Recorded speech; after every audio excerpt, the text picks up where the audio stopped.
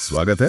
आज हम एक बड़े दिलचस्प संगम पर बात कर रहे हैं। जी। कर्म का प्राचीन ज्ञान और मस्तिष्क का जो आधुनिक विज्ञान है उसका मेल। नमस्ते।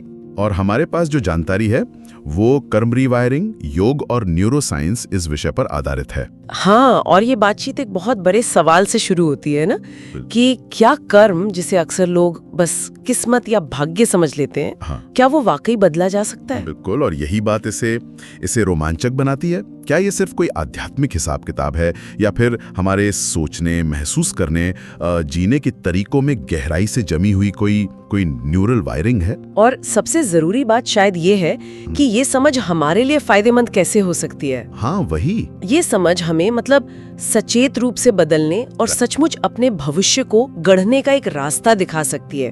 तो हाँ, ये किस्मत से कहीं ज्यादा गहरी बात है। तो चलिए इस गुत्थी को थोड़ा सुलझाते हैं। कर्म आखिर है क्या ये बस वो अच्छे बुरे कामों का फल है? देखिए, पारंपरिक समझ से थोड़ा आगे बढ़ें तो योग दर्शन कर्म को सिर्फ सजा या इनाम की तरह नहीं देखता। अच्छा। हाँ, ये क्रिया और उसके परिणाम का एक अटूट नियम है। और अगर और गहराई में जाएं तो ये हमारे मन की कंडीशनिंग है जो संस्कारों से बनती है। संस्कार? हाँ। ये शब्द सुना है, इसका मतलब मन पर पड़े निशान, ऐसा कुछ? हाँ बिल्कुल।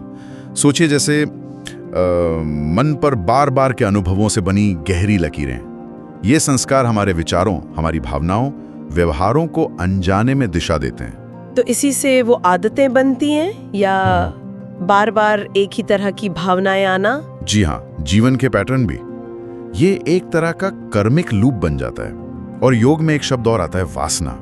वासना? हाँ, ये इन्हीं संस्कारों से उभरने वाली छिपी हुई, कह सकते हैं, प्रवृत्तियां या झुकाव हैं। अच्छा, और यहीं पे मुझे लगता है आधुनिक न्यूरोसाइंस की बात बहुत दिलचस्प हो जाती है ना? बिल्कुल। खासकर वो न्यूरोप्लास्टिसिटी का सिद्धांत। बिल्कुल सही।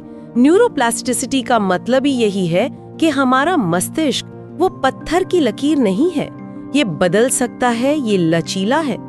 और इसमें हब का एक मशहूर नियम है जिसका सरल मतलब है कि जो न्यूरॉन्स एक साथ सक्रिय होते हैं वो आपस में जुड़ जाते हैं। अच्छा, फायर टुगेदर वायर टुगेदर। जी, यानी हम जो विचार या भावना बार बार दोहराते हैं वो मस्तिष्क में एक तरह से पक्के रास्ते बना लेते हैं। ये तो बिल्कुल संस्कारों वाली बात से मिलता जुलता लग रहा है। हाँ, है ना? जैसे बार बार पूजा पाठ या कोई मंत्र जपने से वो रास्ते गहरे होते हैं, वैसे ही बार बार एक ही तरह से सोचने या महसूस करने से दिमागी रास्ते पक्के हो जाते हैं। बिल्कुल सही कहा आपने।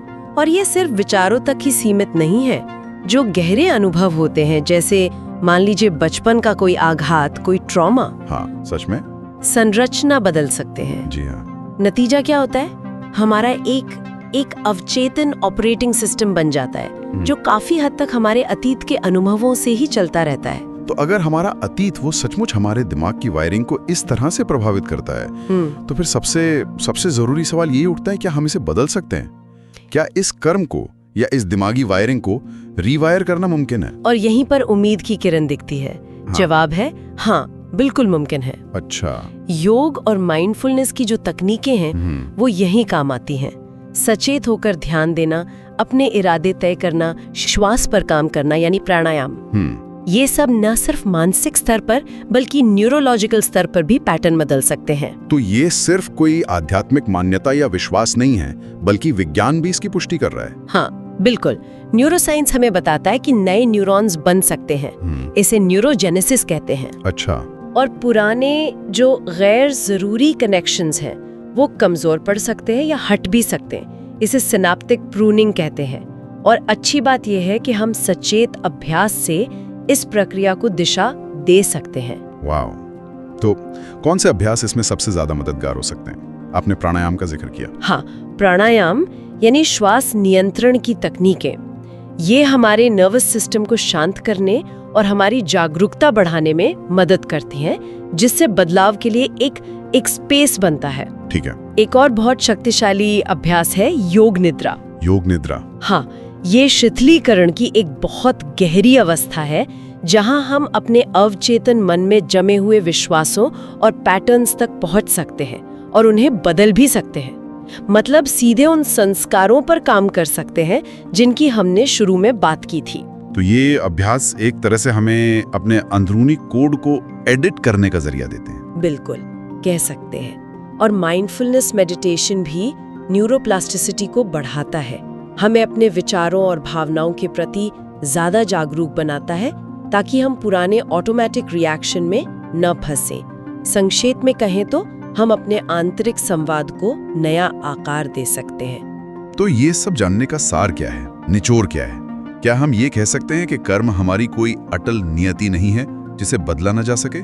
निश्चित रूप से, बिल्कुल कह सकते हैं। कर्म शायद हमारा शुरुआती कोड हो सकता है, लेकिन ये अंतिम प्रोग्राम नहीं है। जागरूकता, इरादा और निरंतर अभ्यास से हम अपनी आंतरिक वास्तविकता को, अपनी न्यूरल वायरिंग को बदल सकते हैं। ये प्राचीन ज्ञान और आधुनिक विज्ञान का एक बहुत शक्तिशाली संगम है जो हमें अतीत के बंधनों से मुक्त होने की कुंजी देता है। तो श्रोताओं के लिए सोचने वाली बात यह है कि हम सिर्फ अपने अतीत की कंडीशनिंग के गुलाम नहीं हैं। हम सचेत रूप से अपने भविष्य के लेखक बन सकते हैं। नमस्ते। नमस्ते।